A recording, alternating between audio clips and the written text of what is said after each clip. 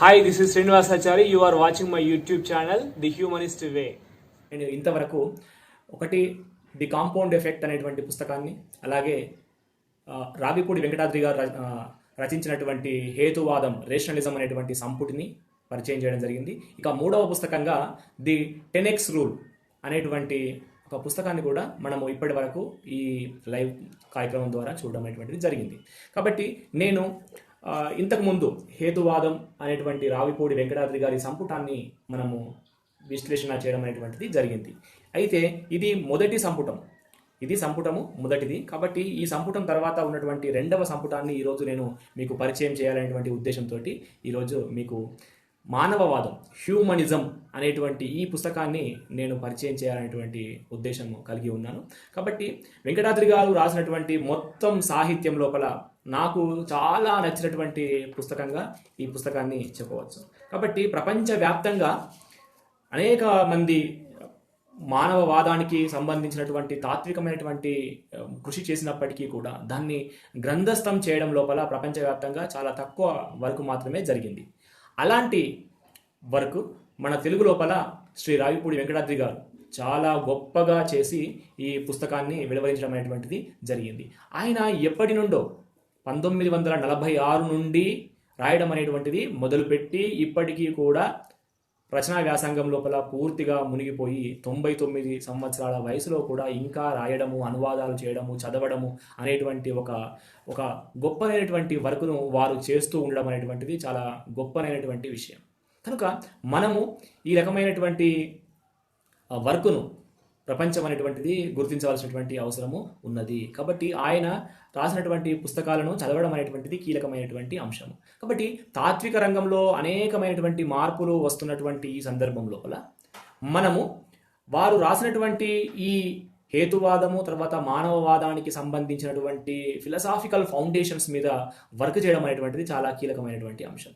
ఎందుకంటే ఈ రకమైనటువంటి భావజాలం మనకు తెలిసినప్పుడే మనం ఏ భావజాలాన్నైనా అర్థం చేసుకునేటువంటి వీలు అనేటువంటిది కలుగుతుంది.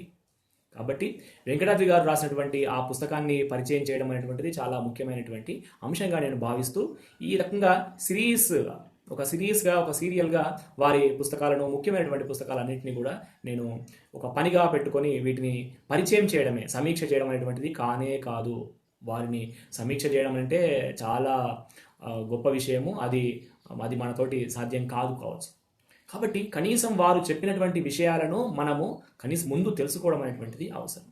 కాబట్టి ఎంఎన్ రాయ్ శిష్యుడిగా, ఎంఎన్ రాయ్ ఒక సహచరుడిగా ఆయన చేసినటువంటి ప్రయాణము, తర్వాత ఈ రోజున ఎంతో మందికి స్ఫూర్తిదాయకంగా నిలుస్తున్నటువంటి మాట నిజం. ఇప్పటికీ నేను ఆంధ్ర ప్రాంతంలో చూసినట్టయితే వారు చాలామంది ఏమన్నారంటే, వెంకటాద్రి గారు అంటే అసలు ఆయనే కదా హేతువాదం అని చెప్తూ ఉంటాడు అని. నిజమే, ఆయన హేతువాదం గురించి నిరంతరం మాట్లాడుతూ ఉంటాడు. కాబట్టి అలాంటి అరుదైనటువంటి వ్యక్తి గురించినటువంటి విశేషాలను తెలుసుకోవడం కోసం నేను అనేకమైనటువంటి వీడియోలు చేయడం అనేటువంటిది జరిగింది. కనుక అంతేకాకుండా చాలా గొప్పనటువంటి పుస్తకాలు రాశారు ఆయన. ఆ పుస్తకాలన్నింటినీ మనము చదవడం అనేటువంటిది చాలా కీలకమైనటువంటి అంశం. అందులో ఉన్నటువంటి సారాంశాన్ని మనం తెలుసుకొని మనము మానవవాద దృక్పథాన్ని పెంచుకోవడం లోపల, ప్రపంచానికి మానవవాద దృక్పథాన్ని కల్పించడం లోపల చాలా కీలకంగా మనం పనిచేయాల్సినటువంటి అవసరం ఉంటుంది. అందుకోసమే నేను ఈ రోజున మన హ్యూమనిజం మానవవాదము అనేటువంటి ఈ పుస్తకాన్ని మీకు పరిచయం చేయడం అనేటువంటిది జరుగుతుంది. ఇందులో ఉన్నటువంటి కొన్ని ముఖ్యమైనటువంటి అంశాలను మాత్రమే నేను ఈ రోజున మీకు టచ్ చేసి చెబుతాను. ఈ సంపుటానికి కుర్రా హనుమంతరావు గారు ముందు మాట అనేటువంటిది రాయడం జరిగింది. చాలా బాగా ఆయన ముందు మాట అనేటువంటిది కూడా రాయడం అనేటువంటిది జరిగింది. కాబట్టి ఇందులో ఉన్నటువంటి ముఖ్యమైనటువంటి అంశాలను మనం గురించి తెలుసుకోవాలంటే, ఇందులోపల ఒక 3 అధ్యాయాలుగా ఈ మొత్తం పుస్తకం అనేటువంటిది ఉంది. ఇందులో మొదటి అధ్యాయం లోపల, అంటే మొదటి అధ్యాయం కంటే ముందుగా మా మాట, పరిచయము, నా మాట అనేటువంటి 3 అంశాలు ఉన్నాయి. తర్వాత మొదటి అధ్యాయం లోపల 3 భాగాలుగా ఉంది.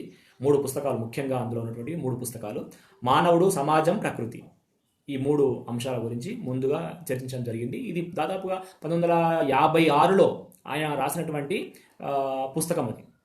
ఓకే, మానవుడు, సమాజము, ప్రకృతి అనేటువంటిది. ఇందులో వారు ఎంఎన్ రాయ్ ప్రతిపాదించినటువంటి 22 మానవవాద సూత్రాలను ఆధారంగా చేసుకొని దానికి ఒక 5-6 సూత్రాలకు ఒక వ్యాఖ్యానం అనేటువంటిది రాయడం అనేటువంటిది జరిగింది. కాబట్టి ఇందులో 5-6 సూత్రాలను మనము వాటిని చూడవచ్చు. వెంకటాద్రి గారి స్టైల్ లోపల మనము వాటి యొక్క భాష్యాలను కూడా ఇందులో చదవవచ్చు.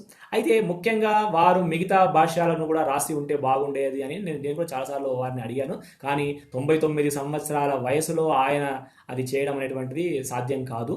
ఇక్కడ హేతువాద మానవవాదులందరికీ కూడా ఇక్కడ ఒక వర్క్ ఉంది. ఆయన 6 సూత్రాలను మాత్రమే రాయడం అనేటువంటి జరిగింది. కాబట్టి మిగతా ఇంకా దాదాపుగా 16 సూత్రాలు అనేటువంటివి మిగిలే ఉన్నాయి.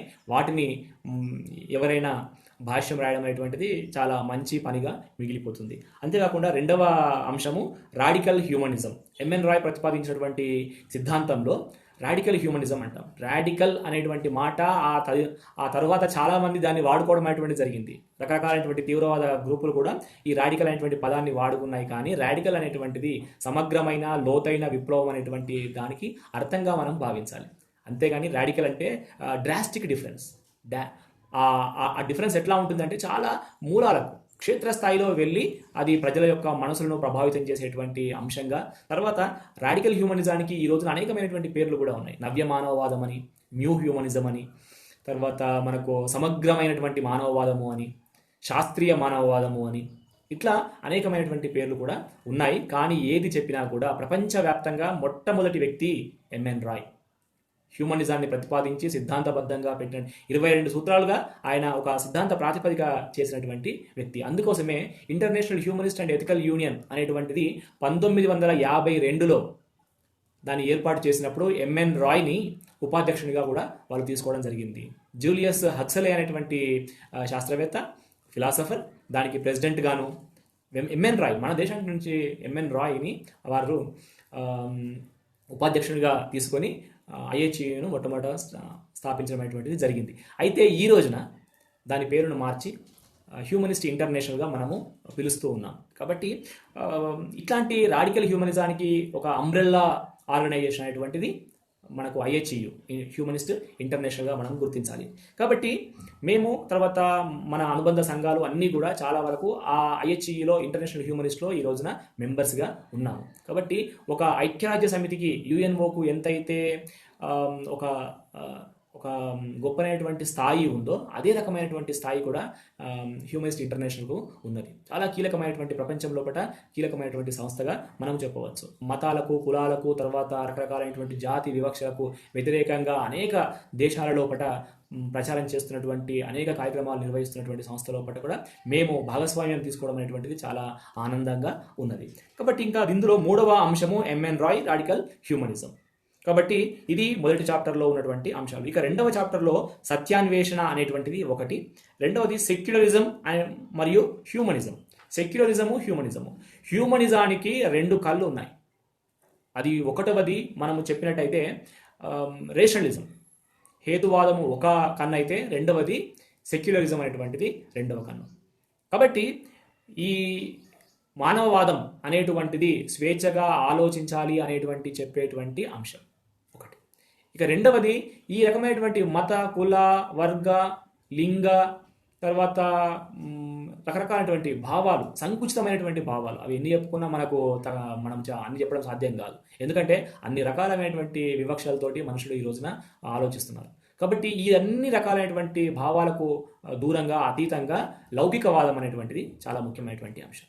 కాబట్టి సెక్యులరిజం అనేటువంటిది ప్రతి దేశము సెక్యులరిజంను పాటిస్తాము అనేటువంటి విషయాలను రాజ్యాంగం లోపల రాసి పెట్టుకున్నప్పటికీ సెక్యులరిజానికి చాలా దూరంగా పోవడం వల్లనే ఈ రోజున అనేకమైనటువంటి సమస్యలు అనేటువంటివి వస్తున్నాయి. కనుక హ్యూమనిజం చెప్పేటువంటిది ఒక వైపున హేతువాదం, రెండవది సెక్యులరిజం. ఈ రెండింటి ఆధారంగా చేసుకొని హ్యూమనిజం అనేటువంటిది నడుస్తుంది. దీనికి చాలా ప్రాథమికమైనటువంటిది ఏమిటి అంటే ఆలోచన, ఫిలాసఫీ.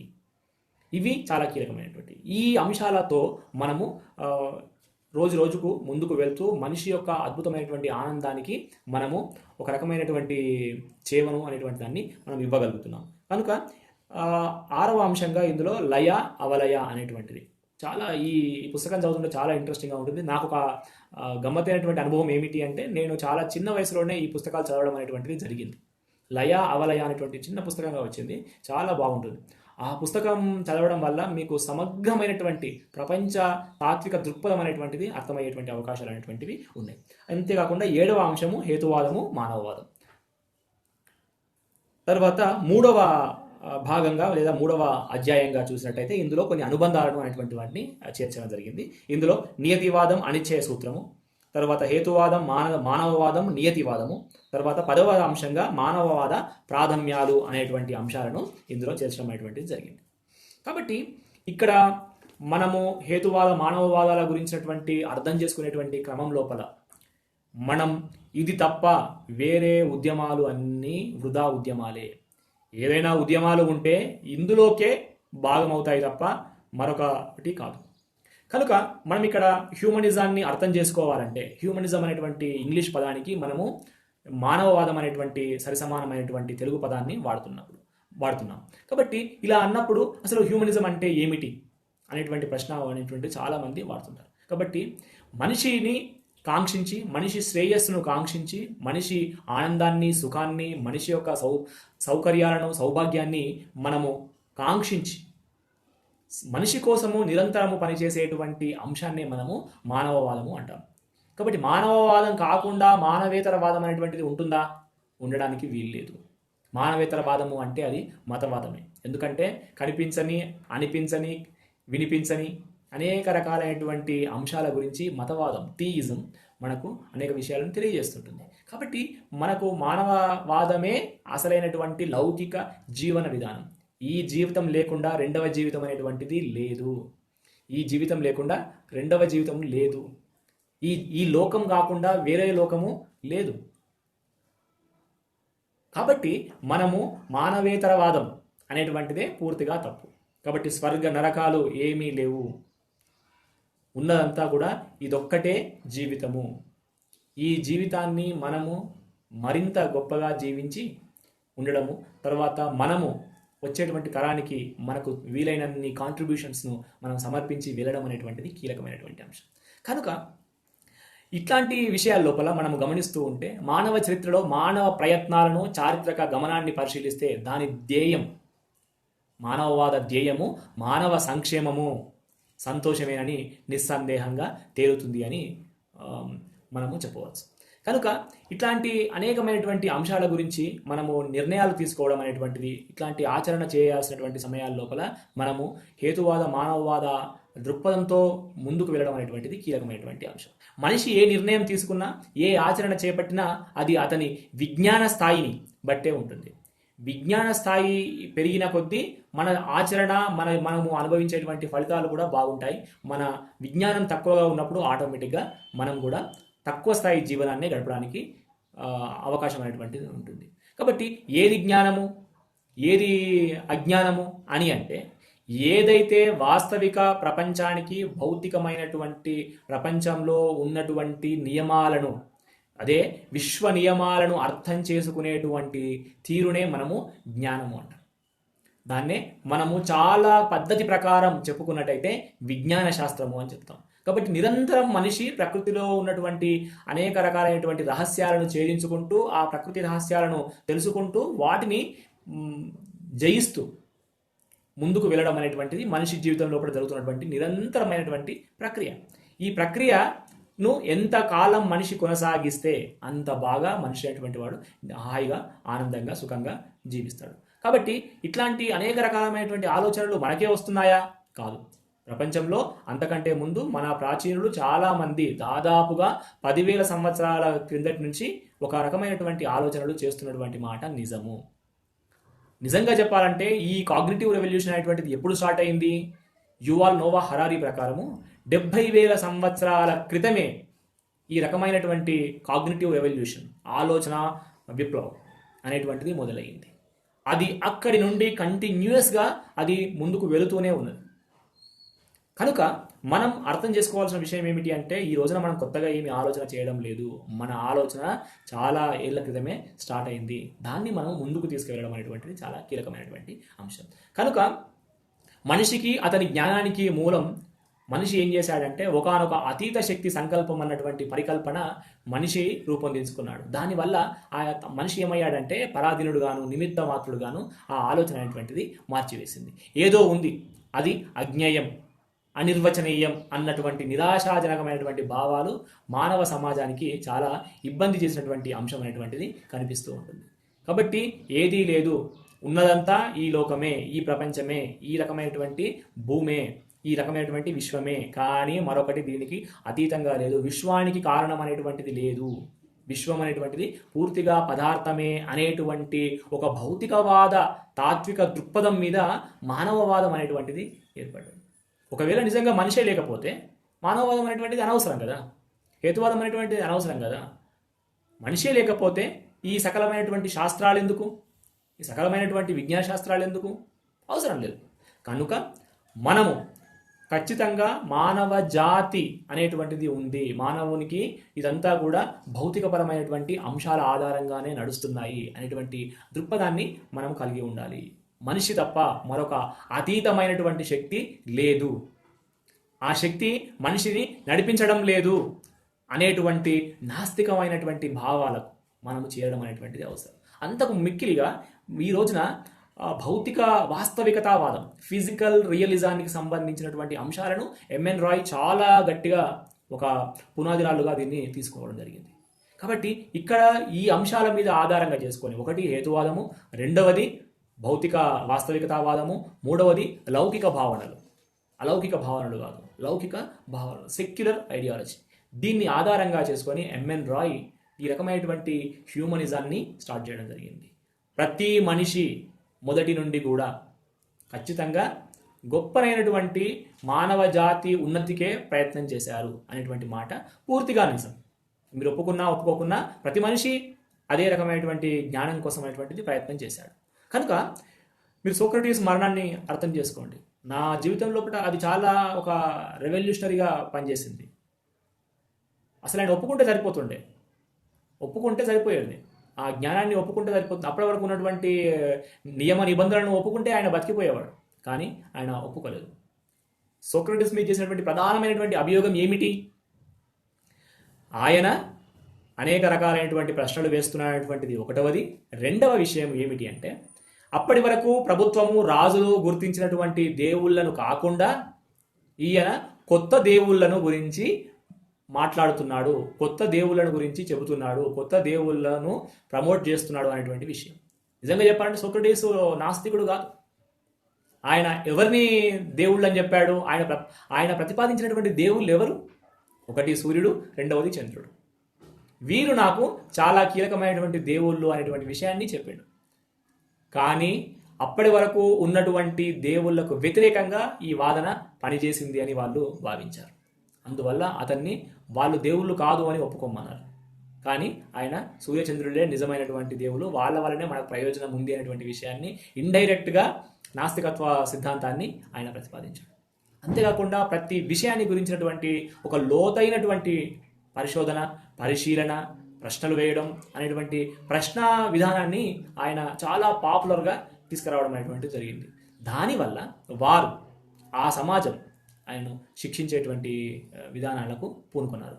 శిక్షణ నుండి తప్పించుకోవడానికి ప్లేటో అనేక రకాలైనటువంటి మార్గాలు చూపెడతాడు, కానీ ఆయన ఒప్పుకోడు. రాజులు కూడా ఒక అవకాశం ఇస్తారు, నువ్వు కావాలంటే నువ్వు వెళ్ళిపో ఈ దేశం నుండి అంటారు, కానీ ఆయన దానికి కూడా ఒప్పుకోడు. ఎందుకు ఒప్పుకోడు అంటే, నేను పుట్టి పెరిగినటువంటి ఈ దేశంలోనే నా ప్రజలే నన్ను అర్థం చేసుకోనప్పుడు ఎదుటి దేశము, వేరొక దేశము, నేను పుట్టి పెరగని దేశము నన్ను ఎలా అర్థం చేసుకుంటుంది? కనుక నేను చావడమే కరెక్ట్ అనేటువంటి విషయానికి ఆయన వస్తాడు.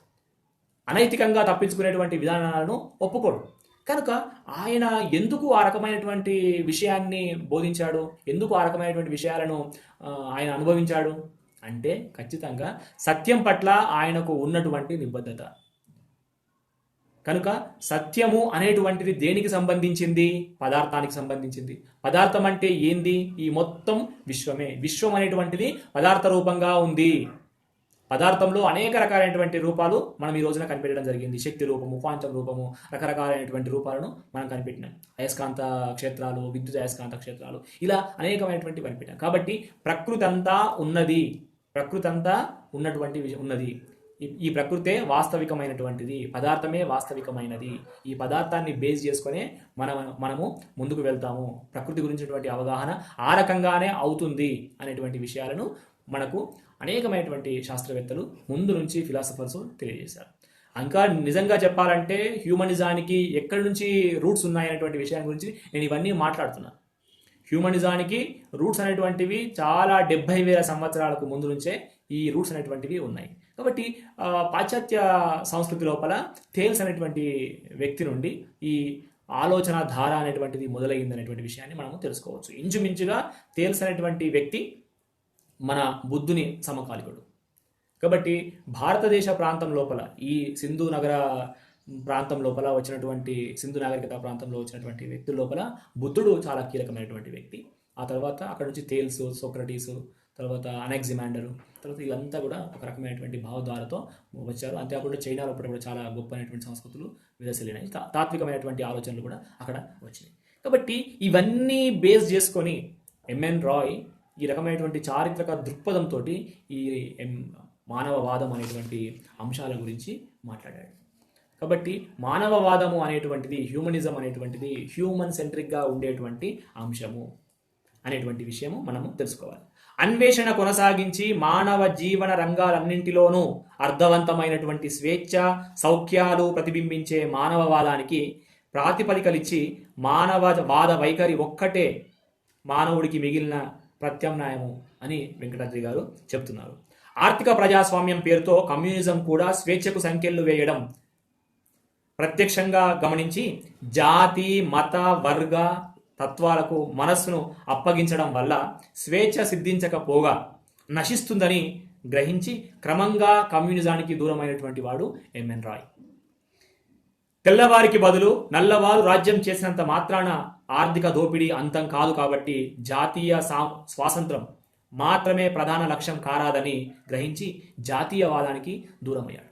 ఈ రోజున ఎంఎన్ రాయ్ దేనికైతే దూరమయ్యాడో ప్రపంచంలో ఉన్నటువంటి ప్రజలందరూ వాటికి దగ్గర కావాలనేటువంటి ప్రయత్నాలు చేస్తున్నారు. అతను మతానికి దూరమయ్యాడు, కులానికి దూరమయ్యాడు, తర్వాత జాతీయవాదానికి దూరమయ్యాడు, ఆర్థిక దోపిడీకి, ఆర్థిక రకమైనటువంటి ఈ రకమైనటువంటి పెట్టుబడిదారీ విధానానికి, అటు మొత్తం ప్రభుత్వమే చేస్తుంది అనేటువంటి మనము కమ్యూనిస్టు విధానాలకు కూడా ఆయన దూరమయ్యాడు.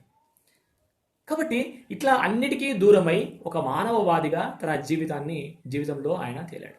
అంతకుముందు ఆయన విప్లవవాదిగా ఆయన బాంబులు విసిరినవాడే, కానీ అది తప్పని గుర్తించి మానవవాదిగా ఆయన జీవితం అనేటువంటిది పరిణామం అనేటువంటిది చెందింది అనేటువంటి విషయాన్ని మనము గుర్తించాలి.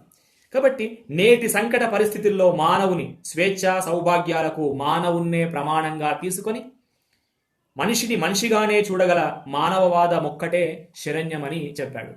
నబీషేక్ గారు వెల్కమ్. కాబట్టి ఈ రకంగా మనకు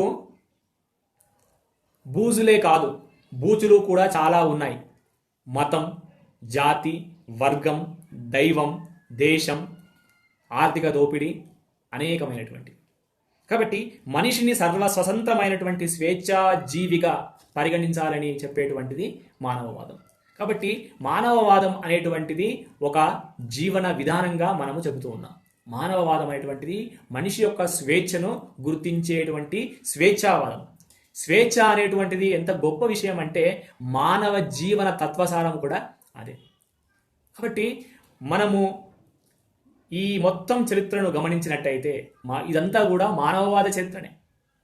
మధ్యలో అనేక రకాలైనటువంటి ఆటంకాలు, ఇబ్బందులు, నియంతలు, రాజులు అందరూ వచ్చారు, అందరూ వెళ్ళిపోక తప్పదు. ఏదైతే మనిషి స్వేచ్ఛకు, సంకల్పానికి, మనిషి యొక్క శ్రేయస్సుకు అడ్డు తగిలేటువంటి అన్ని రకాలైనటువంటి భావనలు మెల్లమెల్లగా కనుమరుగు అవుతాయి, కాక తప్పదు. కానీ దానికి కొంత ప్రయత్నం అనేటువంటిది హేతువాద మానవవాదులు, తర్వాత లౌకికవాదులు చేయాల్సినటువంటి అవసరం అనేటువంటిది ఉన్నది. కనుక ఒకప్పటికంటే ఈ రోజున మనం చాలా గొప్పగా జీవిస్తూ ఉన్నాం.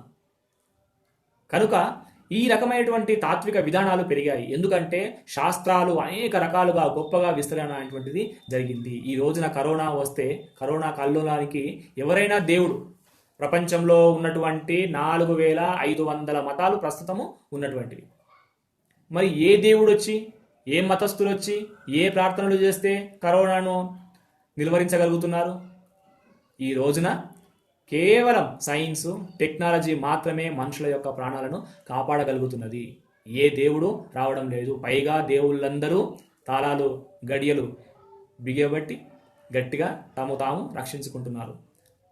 ఈ ప్రజలంతా ఏం చేశారు? కోట్లాది రూపాయలను, వేల కోట్లాది రూపాయలను ఏం చేశారు అంటే ఆపద సమయాల్లో దేవుడు మమ్మల్ని ఆదుకుంటాడనేటువంటి విషయం కోసము వాళ్ళు ఆ హుండీల్లో డబ్బులు వేశారు, ఆన్లైన్లో డబ్బులు కట్టారు, ప్రసాదాలు తిన్నారు, మరి తీర్థాలు తాగారు.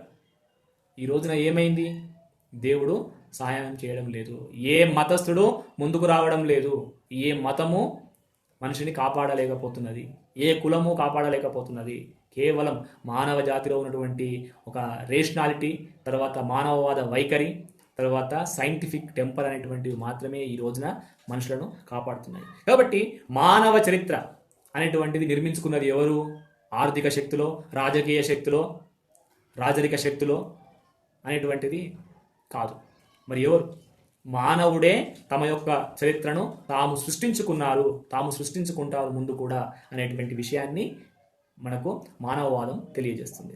మత నియంతృత్వం నుంచి మానవుని విముక్తి చేయడానికి బయలుదేరినటువంటి స్వేచ్ఛా యోజనే మానవవాదం. రాజ్యాధికారాన్ని ప్రజల చెంతకు చేర్చాలని బయలుదేరినటువంటి రాజకీయ ప్రజాస్వామ్యం, శ్రామికుడికి పెట్టుబడిదారి దోపిడీ నుంచి విముక్తి చేయాలని సంకల్పించినటువంటి సోషలిజం అనేటువంటివి ఈ రోజున ఏ రోజునో దారులు తప్పాయి.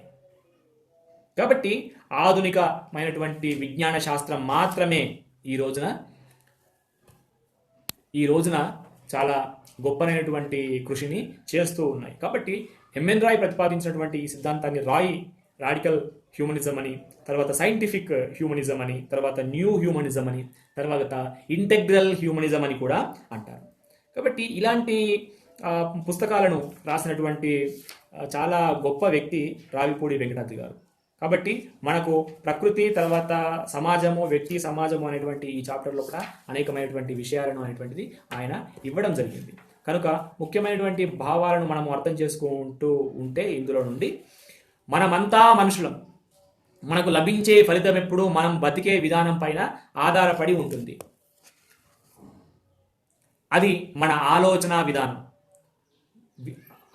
విధానం మీద, జీవితం గురించినటువంటి మన అవగాహన మీద ఆధారపడి ఉంటుంది. కాబట్టి మన చుట్టూ ఉన్నదానికి అయోమయత్వాన్ని ఆపాదించుకున్నందువల్ల అది తిరిగి మన జీవితంలోకే ప్రవేశిస్తుంది. అందువల్లనే ప్రపంచంలో మంచి కనిపించక అనివార్యమైనటువంటి మరణాన్ని చూసి భయపడి భౌతిక ప్రపంచాన్ని కాలదన్నారు బౌద్ధులు, ఇతర సన్యాసులు. ప్రపంచాన్ని విడిచి ఊహా ప్రపంచంలో సాముగారడీలు చేశారు మతి చెడినటువంటి వాళ్ళు. ఈ లోకాన్ని విడిచి ఉద్గమించడానికి మరొక పరలోకాన్ని సృష్టించుకున్నారు మతస్థులు. మానవుడు అలాంటి మిథ్యాభావనలకే బలి అయిపోయాడు. ఈ ప్రపంచంలో వారికి మంచి కనిపించలేదు. అందువల్ల ప్రపంచాన్ని కాలదన్నారు. కాబట్టి ప్రపంచం వారికి ఇచ్చేటువంటి సౌకర్యాలను, బహుమానాలను కూడా ఆటోమేటిక్గా కాలదన్నారు. కాబట్టి ఇట్లాంటి మనము వ్యతిరేకించేటువంటి అంశాలు, ప్రజా జీవితానికి, మానవ జీవనానికి అనవసరమైనటువంటి విషయాలను కల్పించుకొని అసలు విషయాలను మన వాళ్ళు వదిలిపెట్టడం అనేటువంటి జరిగింది. అందుకే వెంకటాద్రి గారు ఒక చోట ఏమంటారంటే, మనుషులు రసాన్ని వదిలి పిప్పిని తింటున్నారని, సారాన్ని వదిలి పిప్పిని తింటున్నారని. కాబట్టి మతం అనేటువంటిది ఆ పిప్పి. కనుక మానవవాదం అనేటువంటిది సారమైనటువంటిది. సారము మనకు చాలా ముఖ్యమైనటువంటి అంశం. కనుక మిత్రులారా, మానవవాదం అనేది భావ పరిణామంలో మానవ జాతికి సంక్రమించినటువంటి జీవ పెన్నిది అని వెంకటాద్రి గారు చెప్పారు. ఇది కీలకమైనటువంటి అంశం. సుబ్బరాజు గారు, పెన్మెత్స గారు లైన్లోకి వచ్చారు. Thank you sir. కాబట్టి తరతరాలుగా మానవత కోసం చెందినటువంటి తత్వవేత్తలందరిలోనూ దాని వెలుగు నీడలు పారుతూనే వచ్చినాయి. కాబట్టి మానవ జీవితము అనేటువంటిది ఈ రోజున అమరత్వంతో ముందుకు సాగుతున్నటువంటిది. దేవుడు దాన్ని మనకు ఇవ్వలేదు. ఏ రకమైనటువంటి మతము దాన్ని ఇవ్వలేదు. ఏ రకమైనటువంటి ప్రవక్త దాన్ని మనకు ఇవ్వలేదు. జీవ పరిణామం లోపల జీవితం అనేటువంటిది కూడా పరిణామం చెందుకుంటూ ముందుకు వెళుతూ మంచి ఆనందకరమైనటువంటి జీవనాని కోసము మనం ప్రయత్నం చేస్తూ ఉన్నాం. కాబట్టి ఆ రకమైనటువంటి ఆనందాన్ని పొందడం కోసమే ఈ రోజున మనము మానవవాదం అనేటువంటి భావాన్ని మనం చెప్పుకుంటున్నాం. కాబట్టి మానవవాదం అనేటువంటిది నర్మగర్భితంగా మనిషి లోపల పారుతున్నటువంటి సెలయేరు లాంటిది. దానికి హేతువాదం అనేటువంటిది చాలా బలాన్ని ఇస్తుంది. హేతువాద ఉద్యమాలు ఎంతగా బలపడితే మానవవాదం అంతగా వెళ్ళి విరిసేటువంటి అవకాశం అనేటువంటిది ఉన్నది. చాలా గొప్పైనటువంటి అంశం. కనుక మానవవాదం అనేటువంటిది ఒక సిద్ధాంతమా అనేటువంటిది కూడా చాలామంది అడుగుతున్నటువంటి మాట నిజం. కానీ మానవవాదం అనేటువంటిది ఒక మూసబోసినటువంటి సిద్ధాంతము కాదు. అది ఎందుకు అంటే నిరంతరము మారుతున్నటువంటి ఆధునిక విజ్ఞాన శాస్త్రాల తాత్విక సారంగా బయలుదేరినటువంటిది మానవవాదం. ఈ రోజున సైన్స్ ఏ మేరకు పెరిగితే ఆ మేరకు మానవవాదం అనేటువంటిది ముందుకు వెళ్తుంది, మానవత అనేటువంటిది చిగురిస్తుంది. కాబట్టి సైన్సు టెక్నాలజీ అనేటువంటివి మానవవాదానికి చాలా రెండు కాళ్ళ వంటివి, రెండు చేతుల వంటివి. ఇది ఎంతగా పెరుగుతుంటే మనుషుల లోపల ఆ రకమైనటువంటి భావజాలం ఎందుకు పెరగడం లేదు అనేటువంటి ఆలోచన కూడా చాలామంది ప్రశ్నించేటువంటి అవకాశం అనేటువంటిది ఉన్నది. నిజమే, శాస్త్ర విజ్ఞానము తర్వాత టెక్నాలజీ ఇంత పెరిగితే మరి మనుషులు ఎందుకు మూర్ఖంగా ఆలోచిస్తున్నారు, అహేతుకంగా ఆలోచిస్తున్నారు అనేటువంటి విషయాన్ని అడుగుతారు. కాబట్టి నేను చాలా విషయాలు ఇప్పుడు చెప్పినటువంటి విషయం ఏమిటి అంటే అసలు అహేతుకత్వం, ఇర్రేషనాలిటీ అనేటువంటిది లేదు. మనిషి ప్రాయికంగా రేషనల్ బీయింగ్ అని చెప్పుకుంటాం. కాబట్టి ఇర్రేషనాలిటీ అనేటువంటిది లేదు, కానీ బౌండెడ్ రేషనాలిటీ అనేటువంటిది ఉన్నది. పరివృతమైనటువంటి హేతుత్వము అంటే రకరకాలైనటువంటి భావజాలాలతో, సంకుచితమైనటువంటి అహేతుక భావజాలతో మనిషి యొక్క రేషనాలిటీ అనేటువంటిది కట్టివేయబడి ఉన్నది. అందుకోసమే మనుషులు పూర్తిగా హేతువంతులుగా కాలేకపోతున్నారు. కొన్ని విషయాల లోపల హేతుత్వాన్ని ప్రదర్శించినప్పటికీ మరికొన్ని విషయాలను క్వశ్చన్ చేయడానికి వెనక ముందులాడుతున్నారు. అది అసలు కారణం. కనుక ఇర్రేషనాలిటీ అనేటువంటిది లేదు, బౌండెడ్ రేషనాలిటీ అనేటువంటిదే ఉంది. అది కొన్ని మతము, కులము, వర్గము, వర్ణము, తర్వాత లింగ భేదాలు, వివక్షతలు, రకమైనటువంటి ఇట్లాంటి అనేకమైనటువంటి కారణాల వల్ల అవి కొంత మేరకు కట్టివేయడం వల్ల మనుషులు స్వతంత్రంగా ఆలోచన చేయలేకపోతున్నారు. స్వతంత్రంగా ఆలోచిస్తే స్వతంత్ర జీవనాన్ని గడిపేటువంటి అవకాశాలు ఉంటాయి. స్వతంత్ర జీవనం గడిపితేనే స్వతంత్రమైనటువంటి ఆలోచన చేసేటువంటి అవకాశాలు వస్తాయి. కాబట్టి హేతువాదం అంటే ప్రశ్నించుకోవడం, ప్రశ్నించడము. మరి మానవవాదం అంటే ప్రశ్నించేటువంటి వాతావరణాన్ని కల్పించడము. అసలు నియంతృత్వ ధోరణులు అన్నీ కూడా ప్రశ్నను వ్యతిరేకిస్తాయి, ఆలోచనను వ్యతిరేకిస్తాయి, ఆలోచన చేయవద్దంటాయి అనేటువంటిది ఈ రాడికల్ హ్యూమనిజం అనేటువంటిది చెబుతున్నటువంటి మాట. కాబట్టి అందుకోసమే మతం కూడా ఒక నియంతృత్వ అంశంగా మారిపోయింది. ఈ రోజున ఆలోచన చేయొద్దు, ప్రశ్నలు వేయొద్దు అని చెప్పేటువంటి విషయాలు అన్నీ కూడా నియంతృత్వం కిందికే వస్తాయి. నియంతృత్వం అనేటువంటిది మానవవాదానికి వ్యతిరేకము. మానవవాదం ఎప్పుడు కూడా స్వేచ్ఛావాదాన్ని ప్రకటిస్తుంది, నియంతృత్వాన్ని కోరదు. మనుషుల మీద ఏ రకమైనటువంటి నియంతృత్వాన్ని కూడా అది అంగీకరించదు. మీరు ఒక చిన్న పిల్లవాడిని మీరు దగ్గరికి అదిమి పట్టుకోండి, వాడు నిరంతరం మిమ్మల్ని వదులుకొని వెళ్ళిపోవాలనేటువంటిదే చూస్తుంటాడు. కాబట్టి అది భౌతికమైనటువంటి ఫ్రీడమ్, అది శారీరకమైనటువంటి ఫ్రీడమ్. కాబట్టి మనుషుల లోపల ఈ స్వేచ్ఛకు సంబంధించినటువంటి సంకల్పము, స్వేచ్ఛకు సంబంధించినటువంటి ఇచ్ఛ అనేటువంటిది మనిషి లోపల ఉన్నది. మనిషి బంధించబడలేడు, మనిషి యొక్క ఆలోచనలు బంధించబడలేవు. బంధించబడితే ప్రగతి అనేటువంటిది ఉండదు. అది వ్యక్తిగతమైనటువంటి ప్రగతి కావచ్చు, సామాజికమైనటువంటి ప్రగతి కావచ్చు. కాబట్టి వ్యక్తి అవశ్యంగా సామాజికంగా ఒక వ్యక్తిలాగా పుడుతున్నాడు, కానీ వ్యక్తి సమాజాన్ని తర్వాత ప్రభావితం చేస్తున్నాడు, ప్రభావితం అవుతున్నాడు కూడా. కనుక ఏ రకమైనటువంటి నియంతృత్వాలకు మనిషి అనేటువంటి వాడు లొంగేటువంటి అవకాశము లేదు. కానీ ఈ బౌండెడ్ రేషనాలిటీ వల్ల మాత్రమే కొన్ని రకాలైనటువంటి ఇబ్బందులు అనేటువంటివి జరుగుతున్నటువంటి మాట నిజము. కాబట్టి మారడానికి వీలు పడని పిడువాదం కాదు మానవవాదం అంటే. నిరంతరం మారుతూనే ఉంటుంది. మీరు మతము మారదు, ఆర్థిక విధానాలు, కమ్యూనిస్టులు ప్రతిపాదిస్తున్నటువంటి విధానాలు మారవు. తర్వాత పొలిటికల్ సంబంధించినటువంటి ఈ రాజరికము, తర్వాత ప్రజాస్వామ్యము అనేటువంటిది కూడా చాలా వరకు ఈ రోజున నాయక ప్రజాస్వామ్యం అయిపోయింది, నాయక స్వామ్యం అయిపోయింది. మనం కోరుకుంటున్నది, రాడికల్ హ్యూమనిజం కోరుకుంటున్నది మానవ స్వామ్యం. మనుషులు తమను తాము పరిపాలించుకోవాలి, తమను తాము ఉద్ధరించుకోవాలి. ఎవరో వచ్చి తమ ఉద్ధరణ కార్యక్రమాన్ని చేపడతారు అంటే మానవవాదం ఒప్పుకోదు. అది కూడా ఒక రకమైనటువంటి నియంతృత్వాన్ని అని చెప్తుంది. ఆ ఉద్ధరించేటువంటి కార్యక్రమం అనేటువంటిది ఒక నియంతృత్వమైనటువంటి కార్యక్రమమే. ఇలా 1500 ఇస్తాం, 2000 ఇస్తాం, 3000 ఇస్తాం, 5000 ఇస్తాం, మీకు ఉద్యోగాలు కల్పిస్తామని చెప్పేటువంటి వ్యవస్థలు అన్నీ కూడా మనుషులకు చివరికి చేస్తున్నది గుండు సున్నా మాత్రమే. కాబట్టి మనము అది పిడివాదం అనేటువంటిది మానవవాదం కాదు, అదే తుది మాట కాదు. మానవవాదం చెప్పేటువంటిది తుది మాట కాదు. తుది మాటలు ఎప్పుడూ మానవవాదంలో, హేతువాదంలో ఉండవు, సైన్స్లో ఉండవు. కాబట్టి ఇవన్నీ కూడా ఒకరోజు స్టార్ట్ అయినటువంటివి కావు, ఇవి కంటిన్యూస్గా వెళుతూ ఉన్నటువంటివి మాత్రమే.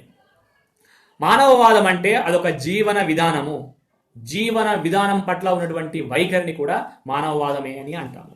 ఇక చాలా రకాలైనటువంటి విషయాలు ఈ పుస్తకంలో ఒకటి ఉన్నప్పటికీ కొన్ని విషయాలు నేను చదవడం అనేటువంటిది జరుగుతుంది, ఎందుకంటే సమయాభావం వల్ల. పెట్టుబడిదారీ విధానంలో స్వేచ్ఛ పేరుతో ఆర్థిక దోపిడీ జరుగుతున్నది. కమ్యూనిస్టు వ్యవస్థలో ఆర్థిక భద్రత పేరుతో స్వేచ్ఛను హరించబడుతున్నది. కాబట్టి స్వేచ్ఛను, ఆర్థిక భద్రతను రెండింటినీ కాపాడే విధానం కావలసి వస్తున్నది. ఆ విధానానికి ముఖ్యమైనటువంటిది నవ్య మానవవాదం.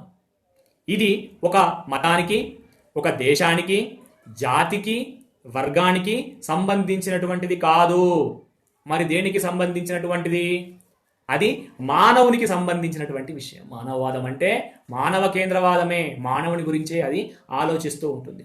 నేటి వరకు మానవుడు ఆర్జించినటువంటి విజ్ఞానం ఆధారంగా ప్రకృతి సూత్రాలను, అందులో అంతర్భాగమైనటువంటి మానవుడి స్వభావాన్ని అర్థం చేసుకొని మానవుడి సర్వతోముఖాభివృద్ధికి, శ్రేయస్సుకు అనుసరణీయమైనటువంటి మార్గాన్ని శాస్త్రరీత్యా వివరించడమే నవ్య మానవవాదం యొక్క ధ్యేయము.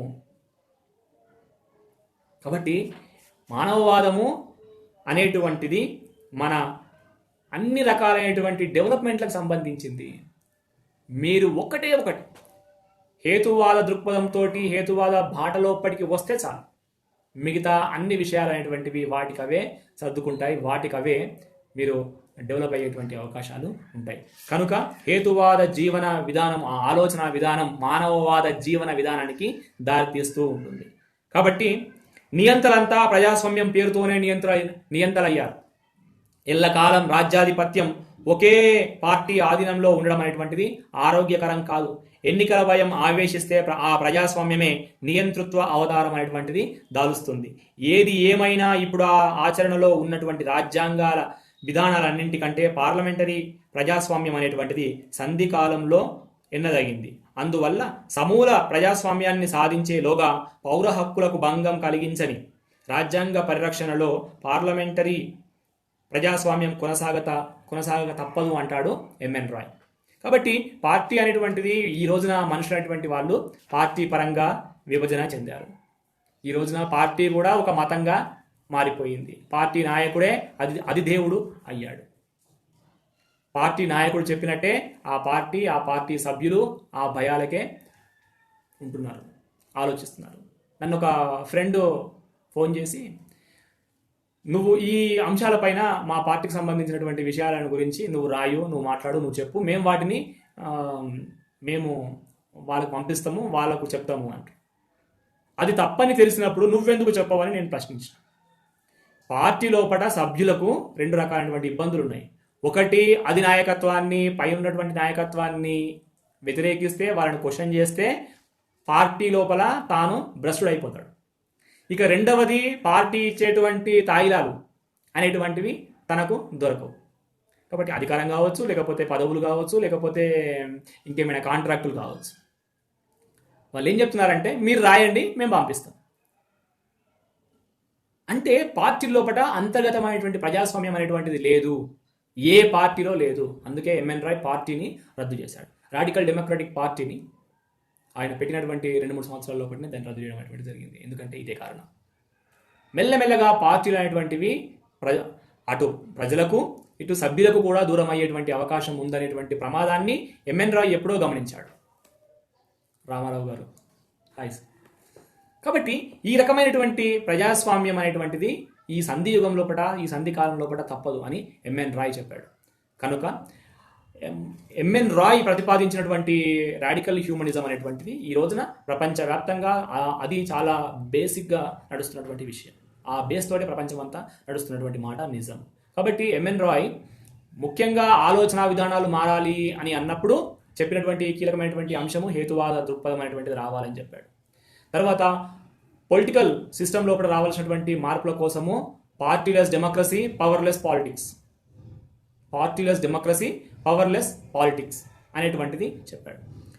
మరి ఆర్థిక విధానం ఎట్లా ఉండాలి అనేటువంటి విషయం లోపల, ఆర్థిక విధానం లోపల మనము సహకార ఆర్థిక విధానం, కోఆపరేటివ్ సిస్టమ్ అనేటువంటిది కావాలి అని ఎంఎన్ రాయ్ ప్రపోజ్ చేశాడు. అంతేకాకుండా పీపుల్స్ ప్లాన్ అనేటువంటి ఒక ప్రణాళికను కూడా ఆయన ఇచ్చాడు భారతదేశానికి.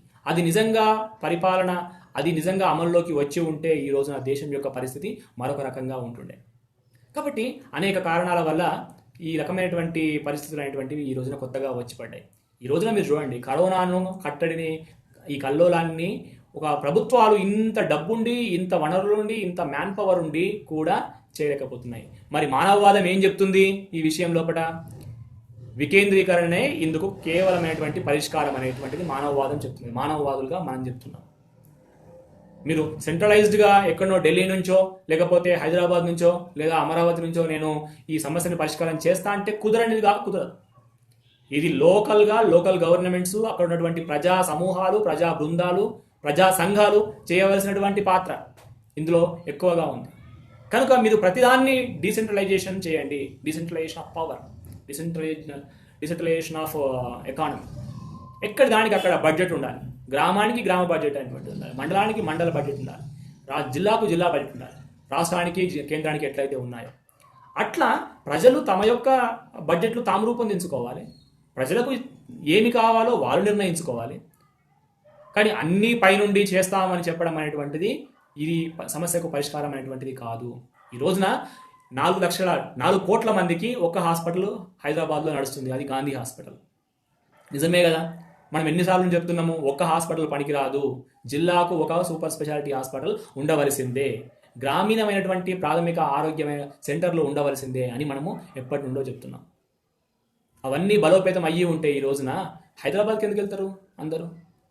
దాదాపుగా ఒక్కొక్క రాష్ట్రంలో దాదాపుగా 100 పట్టణాలను డెవలప్ చేయాల్సినటువంటి అవసరము ఉన్నది. కేవలం 2 పట్టణాలు 3 పట్టణాలు కాదు.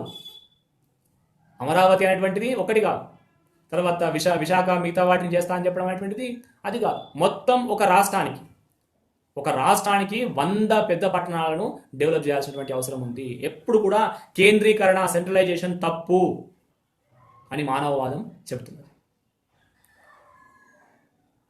అన్ని విషయాల లోపల మీరు పారిశ్రామికంగా తీసుకోండి. పారిశ్రామికంగా ఎవరు చేసుకోవాలి? ప్రజలు అంతా వాళ్ళకు వాళ్ళుగా పరిశ్రమలు అనేటువంటివి ఏర్పాటు చేసుకోవాలి. అందులో గవర్నమెంట్ ఆధిపత్యం అనేటువంటిది ఉండాల్సినటువంటి అవసరమే లేదు. గవర్నమెంట్ ఎంత తక్కువగా పరిపాలిస్తే అంత గొప్ప ప్రభుత్వం అది. ప్రజలు వాళ్ళకు వాళ్ళుగా డిసిషన్ తీసుకుంటారు, వారికి వాళ్ళుగా ప్రణాళికలు వేసుకుంటారు, వారికి వారుగా బడ్జెట్ అనేటువంటిది రూపొందించుకుంటారు. ఎంత దగ్గరికి ప్రభుత్వాలు ఉంటే అంత మంచివి. ఆ ప్రభుత్వాల లోపల పౌరుల భాగస్వామ్యం ఎక్కడ? ఈ రోజున పౌరుల భాగస్వామ్యం ఉన్నటువంటిదే మంచి పరిపాలన. ఈ రోజున కరోనా కట్టడికి నరేంద్ర మోడీ, తర్వాత కేసీఆర్, జగన్ లాంటి వీళ్ళందరూ కూడా పెద్ద యుద్ధాలు చేస్తున్నట్టుగా పెట్టుకొని ఫోజులు ఇస్తుంది. ప్రజలు కొట్లాడాల్సింది అసలు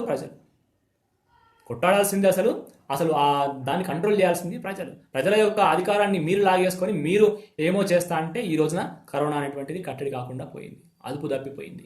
కనుక హ్యూమనిజం అనేటువంటిది ఏమి చెబుతుంది అంటే వికేంద్రీకరణను కోరుకుంటుంది. పరిపాలన లోపల ప్రజలు తమ యొక్క భవిష్యత్తుకు, తమ యొక్క అభివృద్ధికి తామే కర్తలు అనేటువంటి విషయాన్ని కోరుకుంటుంది. ఆ విషయాన్ని చెప్తుంది. హేతువాదం, మానవవాదం అంటే ఏంటిది? అది జీవితం లోపల ఉపయోగించాల్సినటువంటివి, అది పౌర జీవితం లోపల ఉపయోగపడాల్సినటువంటి అంశం. ఇవేదో పుస్తకాలకు సంబంధించినటువంటి విషయాలు కావు. పుస్తకాల కోసం కాదు. ఇది పౌర జీవితం లోపల బయటకు రావాల్సినటువంటి అంశం ఉంది. మనందరం పాటించవలసినటువంటి అంశం ఉంది. రాష్ట్రాలు, దేశాలు, దేశ నాయకులు, లోకల్ గవర్నమెంట్స్ ఉన్నటువంటి ప్రజాప్రతినిధులు వీళ్ళందరూ ఈ విషయాలను వినవలసినటువంటి అవసరం ఉంది, చదవవలసినటువంటి అవసరం ఉంది, వీటిని తెలుసుకోవాల్సినటువంటి అవసరం ఉంది, ఇంప్లిమెంట్ చేయాల్సినటువంటి అవసరం ఉంది. ఇవి చేసినప్పుడే ప్రపంచం అనేటువంటిది మారగలుగుతుంది, సమాజం అనేటువంటిది ఉన్నతంగా ఉండగలుగుతుంది అనేటువంటి విషయాలను తెలుసుకోవాలి. కాబట్టి హేతువాద మానవవాదాలకు సంబంధించినటువంటి 2 సంపుటాలకు సంబంధించినటువంటి విషయాలను నేను వివరించమైనటువంటిది జరిగింది. ఈ విషయాలను మీరు ఇంకా పూర్తిగా పరిపూర్ణంగా తెలుసుకోవాలంటే ఈ పుస్తకాలను చదవవలసిందే, కొనవలసిందే. ఇవి మొత్తం 25 పుస్తకాల దాకా ఉన్నాయి. మనకు మీరు కామెంట్ సెక్షన్ లోపల మీకు కావాలని చెప్తే మేము వాటిని 1 అంటే 1, 2 అంటే 2 లేదా మొత్తం సెట్ అంటే మేము సెట్ పంపించేటువంటి ఏర్పాట్లు మేము చేస్తాము. కాబట్టి తప్పకుండా మీరు కామెంట్ చేయండి, లైక్ చేయండి, షేర్ చేయండి. తర్వాత ఈ రకమైనటువంటి భావాల గురించి ఆలోచించండి. ది హ్యూమనిస్ట్ వే అనేటువంటి యూట్యూబ్ ఛానల్, ఆ యూట్యూబ్ ఛానల్లో మీరు అనేకమైనటువంటి వీడియోలు ఉన్నాయి, ఆ వీడియోలను చూడండి. కాబట్టి అప్పుడు మనకు ఎక్కువ విషయాలు అనేటువంటివి తెలిసేటువంటి అవకాశాలు ఉన్నాయి. 1100 వీడియోలను తయారు చేసి పెట్టడం అనేటువంటిది జరిగింది. కాబట్టి సబ్స్క్రైబ్ చేయండి, ఆ వీడియోలను చూడండి, ఆ వీడియోలను షేర్ చేయండి. ఎంత ఎక్కువగా షేర్ చేస్తే సమాజం అంతా మారేటువంటి అవకాశాలు ఉన్నాయి. మనం 1,00,000 మందికి చేస్తే కనీసం 10 మంది చూసేటువంటి అవకాశాలు ఉన్నాయి.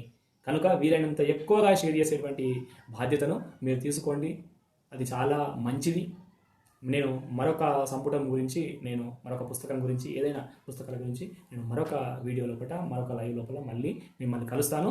అంతవరకు సెలవు. కాబట్టి తప్పకుండా మీరు ఈ పుస్తకాలను చదివేటువంటి ప్రయత్నం చేయండి. కావలసిన వాళ్ళు కింద ఉన్నటువంటి కామెంట్ సెక్షన్ లోపల ఖచ్చితంగా మీరు మాకు మీ నెంబర్ ఇస్తే మేము వాట్సాప్ ద్వారా మిమ్మల్ని కలిసి మీకు ఆ రకమైనటువంటి పుస్తకాలు లభించేటువంటి చోటు అంతా కూడా మేము వివరించేటువంటి అవకాశము ఉంటుంది. కాబట్టి రోజు మీరు ఈ లైవ్ షోను ఆదరిస్తున్నందుకు చాలా కృతజ్ఞతలు. ఒక హాఫ్ అన్ అవర్ మాత్రమే అనుకుంటున్నాను కాబట్టి కొద్దిగా సమయం మించిపోతున్నప్పటికీ చాలామంది ముందు నుంచి చూస్తున్నటువంటి వాళ్ళు చాలామంది ఉన్నారు.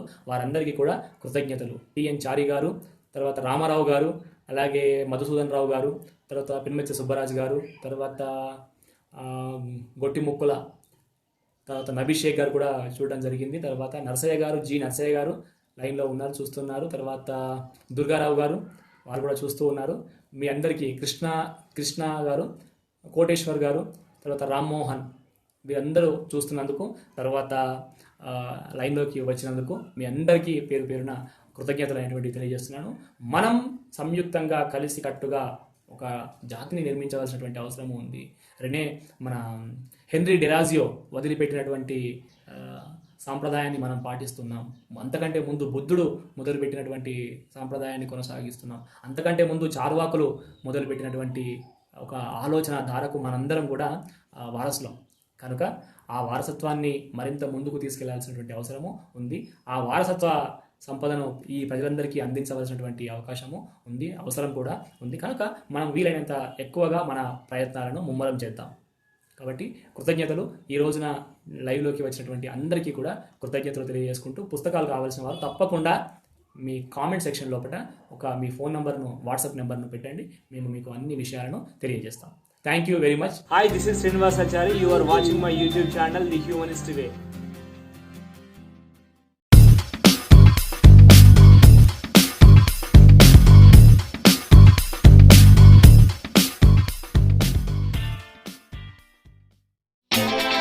Thank you.